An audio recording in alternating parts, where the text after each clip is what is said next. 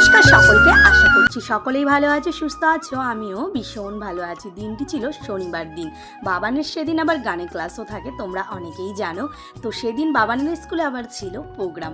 তো প্রোগ্রামে যাব, আগে রেডি হয়ে বেরিয়েছিলাম গানের ক্লাস করাতে। গানের ক্লাস করিয়েই আমি চলে এসেছিলাম আমাদের দোকানের সামনে, মানে দোকানের ওখান থেকে টোটো ধরে ওর স্কুল যাব। তো ও কিছু খাবার দাবার নিয়ে নিলাম, কারণ খাওয়া দাওয়া করেছি সেই দুপুরবেলা, আর বিকেল টাইমটা তো কিছু খেতে হবে। আর যেখানে মানে স্কুলে তো যাচ্ছি, খাবার পেয়েই যাব, তারপরেও বিস্কিট টিস্কিট ব্যাগে রাখার সবসময় চেষ্টা করি, কারণ আমার ছেলেটা খেতে চায়। তো আমরা যাওয়ার সাথে সাথে দেখছি অনেক ভিড় হয়ে গেছে, অনেকেই চলে এসেছে।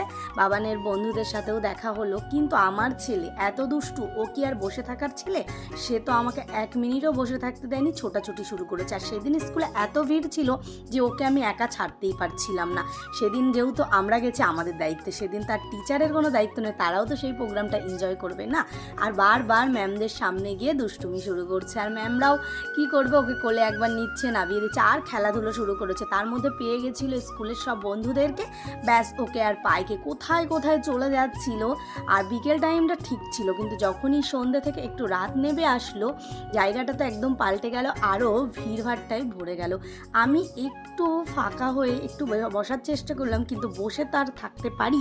টেনশনে আমার মাথায় ঘুরছে যে ওর দিকে খেলছে আর আমি এখানে বসে প্রোগ্রাম দেখতে আর পারছিলাম না। তো ঠিক আছে, আমি এবার ওর সাথে সাথেই পেছনে ঘোরা শুরু করলাম। সত্যি বলতে একটা সময় বসতে দেয়নি, আর পা আমার পুরো ব্যথা হয়ে গেছে।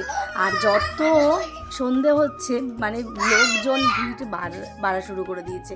এই যে ওর সাথে যে খেলা করছে, ওদের স্কুলেরই একটা বান্ধবী ওর, তো তার সাথেও খুব আনন্দের সাথে খেলাধুলো শুরু করেছে। আর যখনই বলছি বস, আমি শুধু একটা কথা ভাবি যে আমাদের পা ব্যথা হচ্ছে, ওদের একটুও পা ব্যথা হয় না?